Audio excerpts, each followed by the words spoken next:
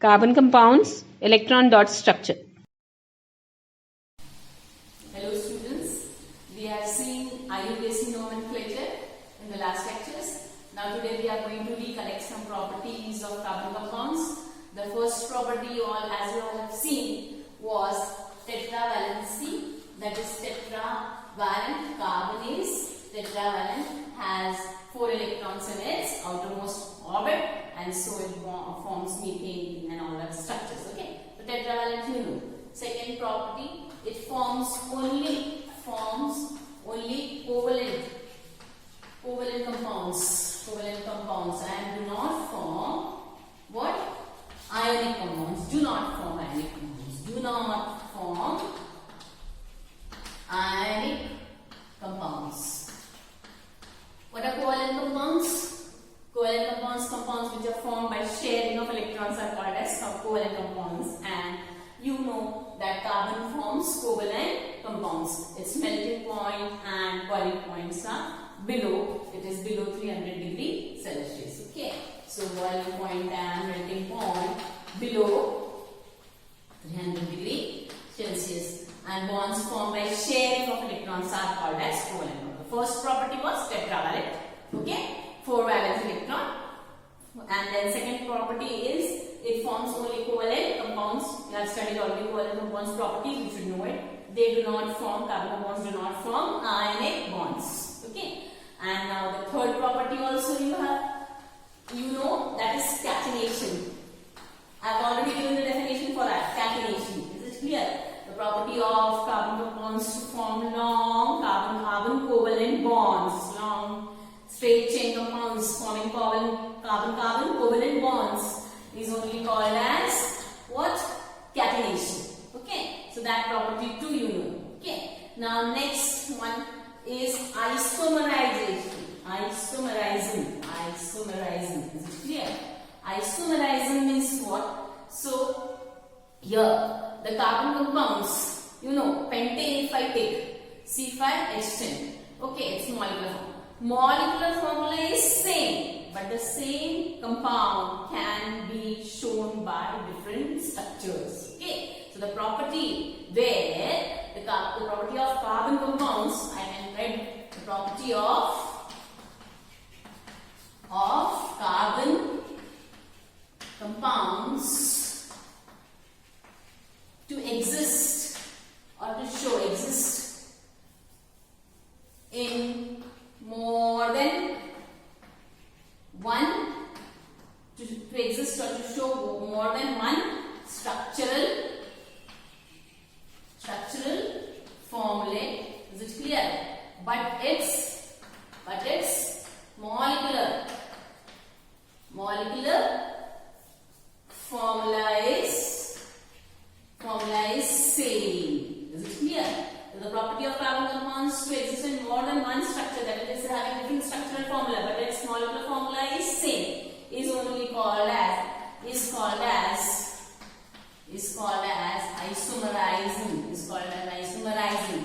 And those structures are called as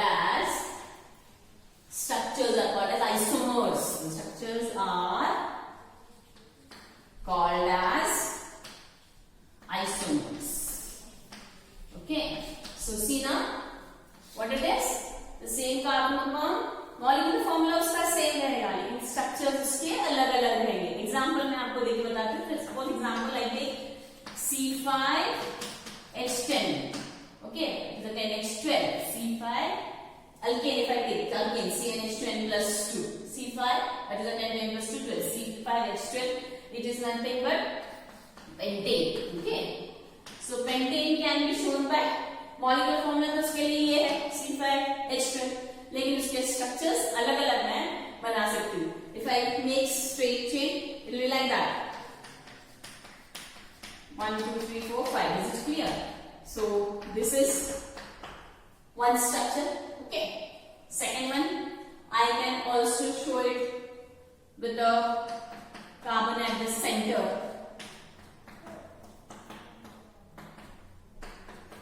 This is one of the structure. Is it clear? So see here also carbon 5. Okay. here it is existing in straight shape. Here this is another structure for with 5 carbon atoms. Or if you want, I can show it by this structure also.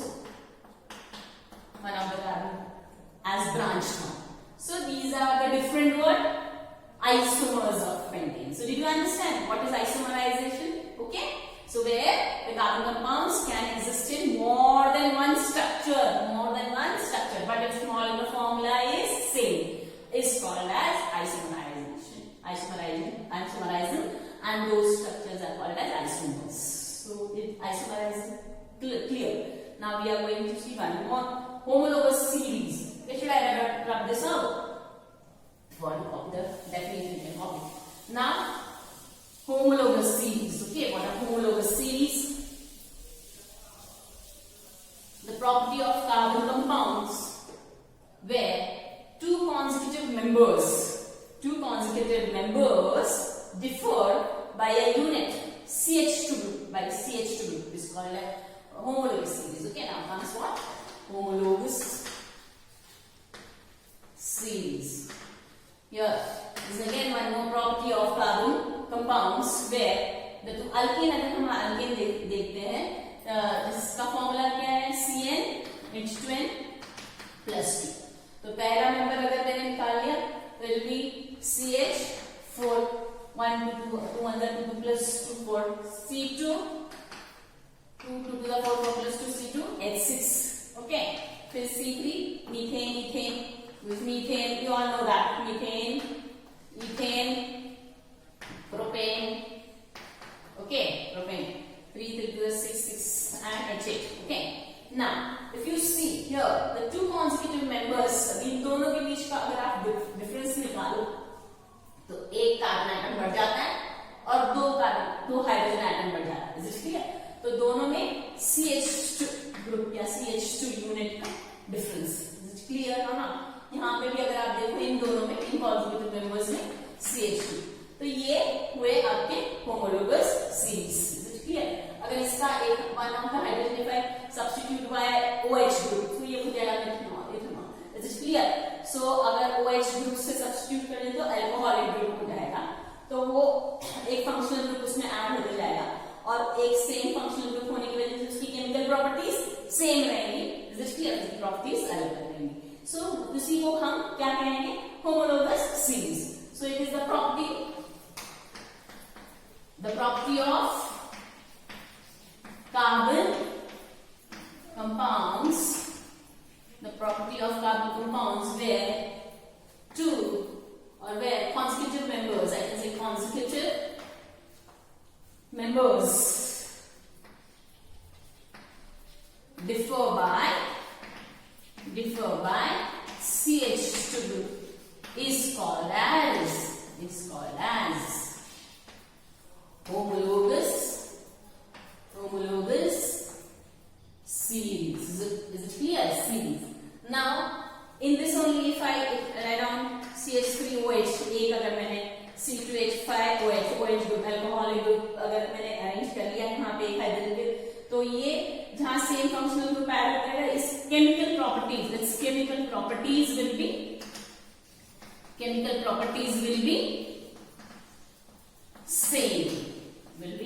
Same.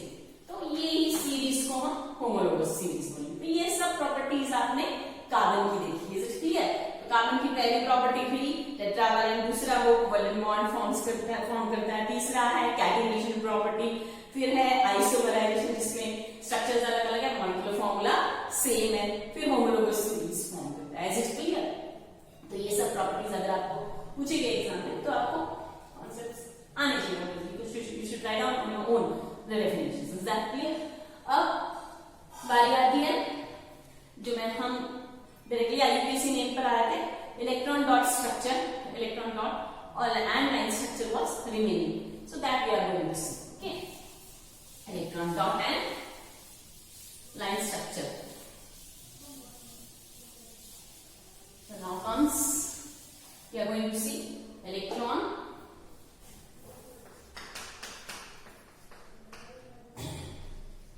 dot and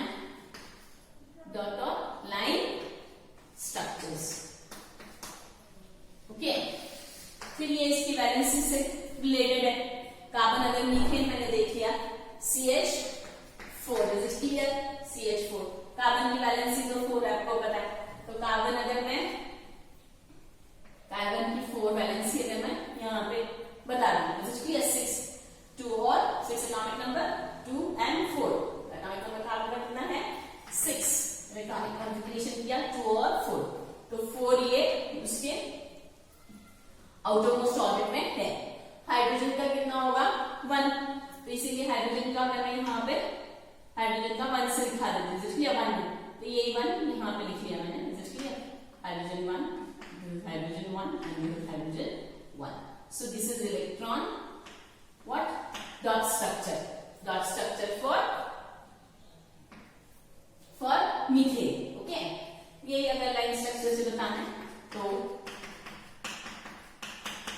is it clear? Sometimes it is asked dot and cross structure.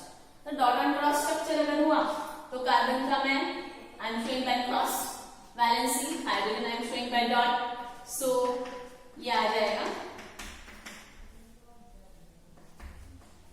electron dot and cross structure. Okay, so these are same for if it comes for nitrogen. Suppose this was for methane. Okay, this was for methane. Then if it comes, it is asked for oxygen or nitrogen. If it is asked for oxygen, suppose. Okay, oxygen Z atomic number will be 8. Electronic configuration किया तो कितना हो जाएगा? आप electronic configuration करोगे, configuration अगर आपने कर लिया तो ये आएगा 2 और 6, इज इट क्लियर? तो मैं आपको पहले दिखा दी कैसे दो oxygen exist as molecule, is it clear? पहले ऑर्बिट में चला गया 2, नेक्स्ट ऑर्बिट में है इसके 6, इज इट क्लियर? उसको चाहिए 8, इस ऑक्सीजन के लिए भी पहले ऑर्बिट में चला गया 2, दूसरे में उसे चाहिए, उसके पास है 6, सो ये 4 अपने पास रख लेगा, उसमें से 6 में से 4 अपने पास रख लेगा और 2 इधर बॉन्डिंग के लिए लेगा, इज इट क्लियर? वैसे ही ये ऑक्सीजन मॉलिक्यूल भी क्या करेगा? 1 2 3 4 अपने पास रख लेगा और 2 शेयरिंग के लिए देगा, इज इट क्लियर? अभी बोला था कि कोवैलेंट बॉन्ड शेयरिंग करते हैं, तो इसीलिए फिर देखो ऑक्सीजन का पहला ऑर्बिट तो पहला कंप्लीट है और दूसरे ऑर्बिट में 4 अपने पास रखे और 4 अपने पास रख लेगा, 1 2 3 4 और 2 शेयरिंग के लिए देगा, 1 2, ये ऑक्सीजन, इस ऑक्सीजन एटम में। वैसे ये ऑक्सीजन एटम भी क्या करेगा? 4 अपने पास रख लेगा और 2 शेयरिंग के लिए देगा, इज इट क्लियर? तो ये शेयर्ड के लिए जो पेयर्स है वो इसको भी बिलोंग करते हैं और इसको भी बिलोंग करते हैं, इज इट क्लियर? सो इसीलिए फिर ये 4 और ये 4 मतलब कितने हुए? ये ऑक्सीजन तो कंप्लीट है विद 8 और ये ऑक्सीजन ये 4 और ये 4 कंप्लीट है। हाँ, 4 electrons means double bond, is it clear? So oxygen में हम डबल बॉन्ड बताएंगे, इज इट क्लियर और not? Okay, so double bond हम we can show it, okay? So also तो डू यू अंडरस्टैंड? 1 2 3 4, इसीलिए ये डबल बॉन्ड हुए 2 electron में, ओके? सो देयरफॉर अगर हम इसको इलेक्ट्रॉन डॉट स्ट्रक्चर से बताना चाहे तो डॉट स्ट्रक्चर से हम बताना चाहे तो कैसे बताएंगे हम? ये ऑक्सीजन एटम एक है, ये ऑक्सीजन एक एटम है, इज इट क्लियर? इसके 6 में से इसने कितने दिए थे शेयरिंग के लिए?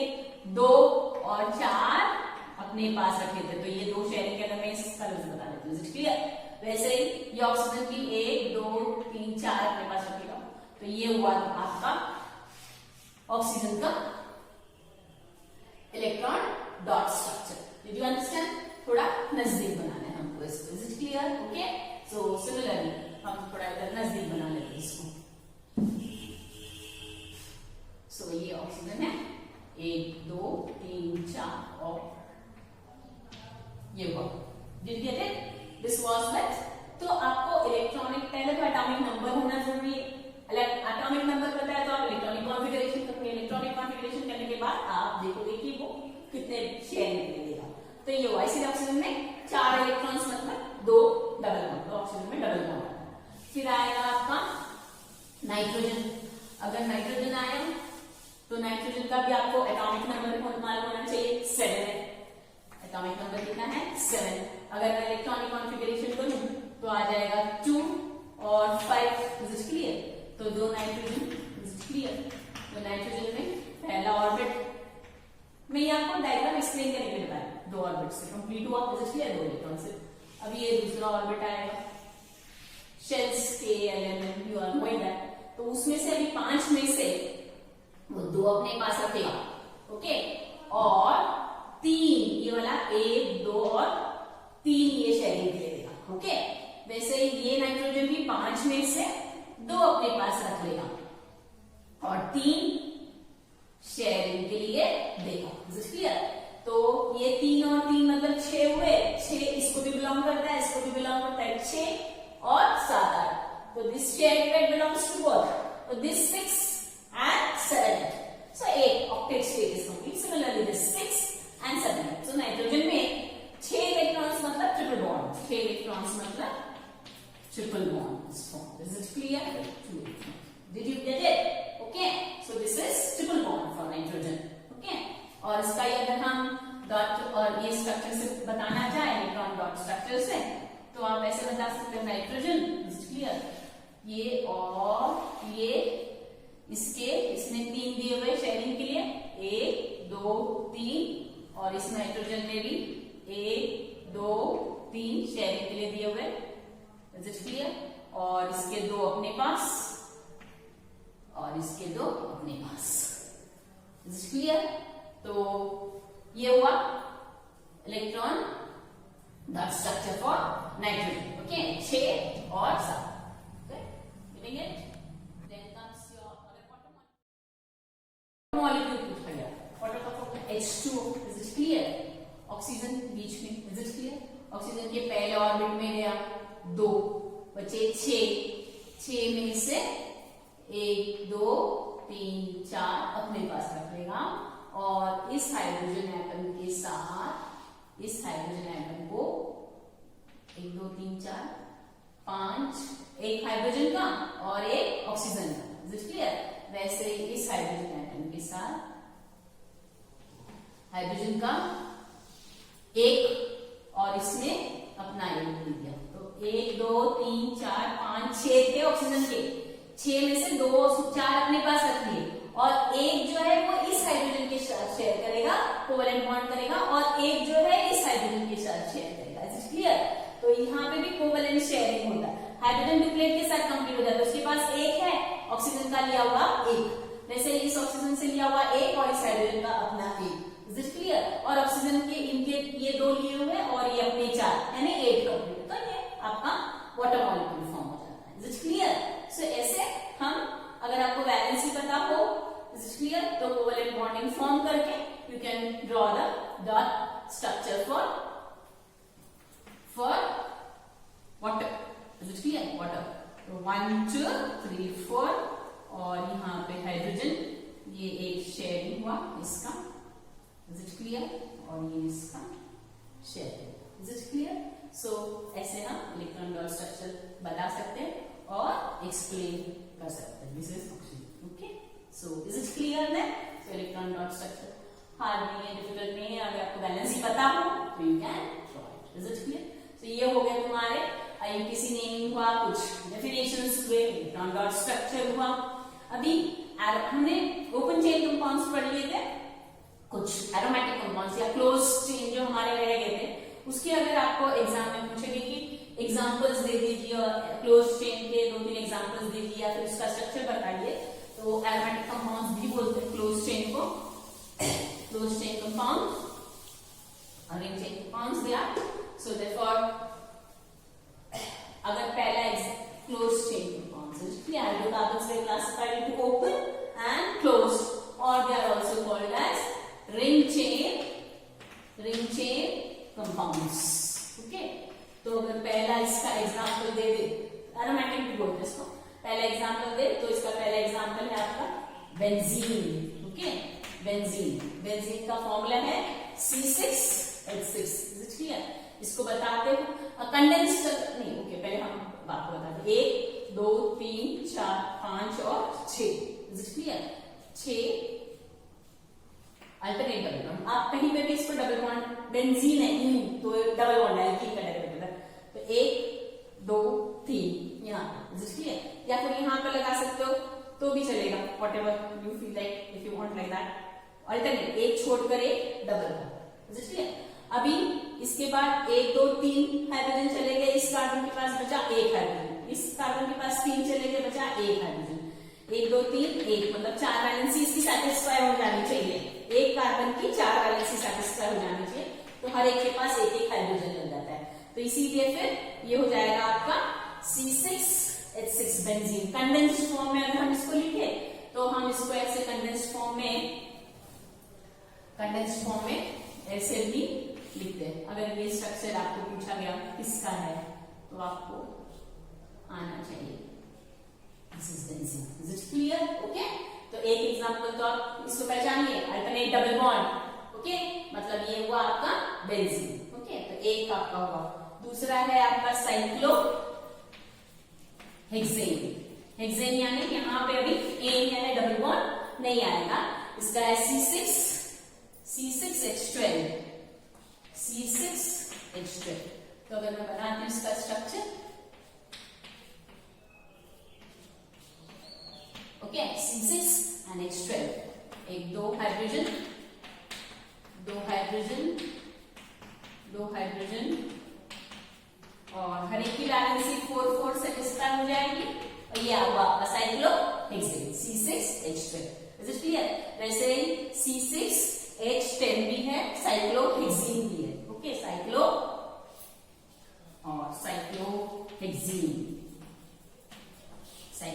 C6H10, तो इसी के जैसे स्ट्रक्चर, सिर्फ एक जगह डबल बॉन्ड आ जाएगा, सिर्फ इसी के जैसे स्ट्रक्चर, लेकिन एक जगह यहाँ पे डबल बॉन्ड आ जाएगा, और फिर 4 वैलेंसी सेटिस्फाई करते जाइए। यहाँ पे 2 हाइड्रोजन लगेंगे, यहाँ पे एक H, यहाँ पे एक H और H।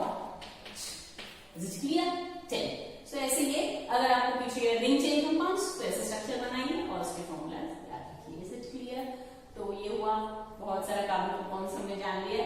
कोशिश कीजिए कि इसको सब रिवाइज करें और छुट्टियों में याद कीजिए। Okay, so if you like my video, please like it, share it and subscribe it. Okay, thank you. If you like my video, please like it, share it and subscribe it.